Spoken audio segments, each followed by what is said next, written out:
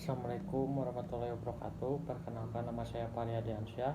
Saya dari kelas B1 Manajemen. Di sini saya akan mengerjakan tugas ETS dari Manajemen Tata Kelola Perusahaan, yang dimana di sini saya ditugaskan untuk menjelaskan materi dari tata kelola perusahaan. Ya, pertama-tama kita ketahui terlebih dahulu apa sih manajemen tata kelola perusahaan tersebut. Tata kelola perusahaan merupakan konsep yang mengacu pada cara perusahaan mengelola dan mengatur untuk memastikan bahwa kepentingan semua pemangku kepentingan seperti pemegang saham, karyawan, pelanggan, pemasok, dan masyarakat luas diakomodasi dengan baik. Ini mencakup proses pengambilan keputusan, struktur organisasi, sistem kontrol, serta nilai-nilai dan etika yang dianut oleh perusahaan.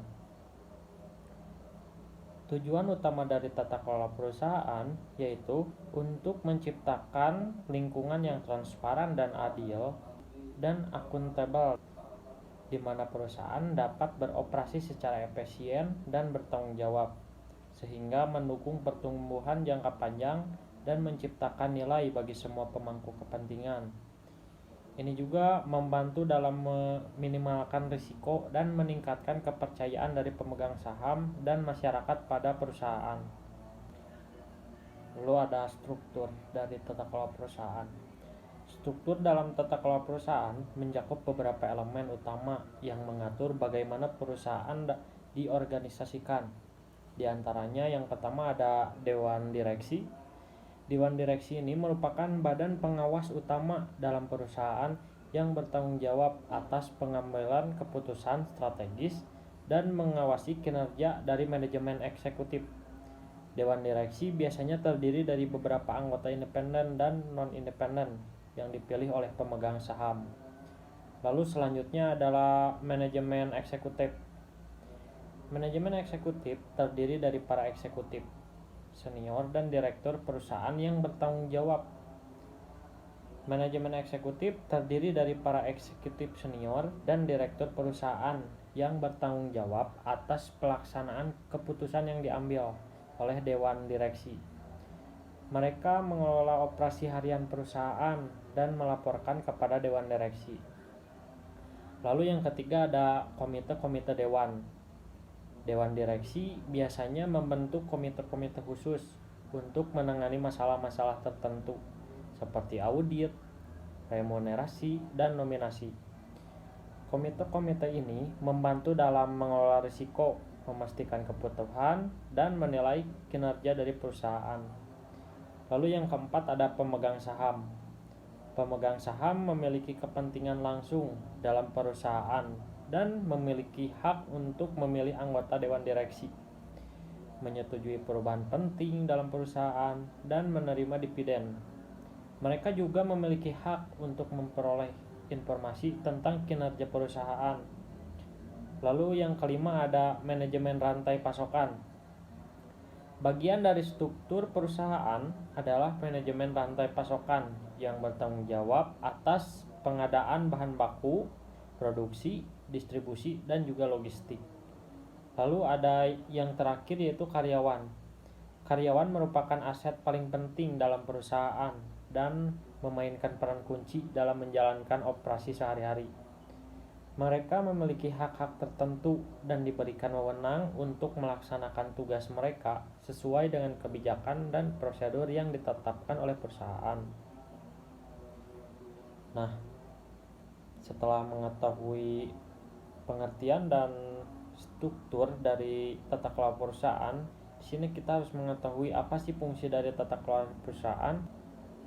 Fungsi tata kelola perusahaan adalah untuk mengelola dan mengawasi operasi perusahaan secara efektif, lalu memastikan kepatuhan terhadap standar dan peraturan, serta meminimalkan risiko.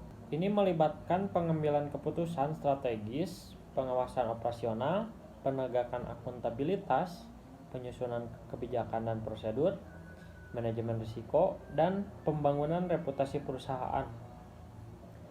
Secara keseluruhan, tujuan dari tata kelola perusahaan adalah menciptakan lingkungan yang transparan, adil, dan bertanggung jawab, di mana perusahaan dapat beroperasi secara berkelanjutan dan menciptakan nilai bagi semua pemangku kepentingan.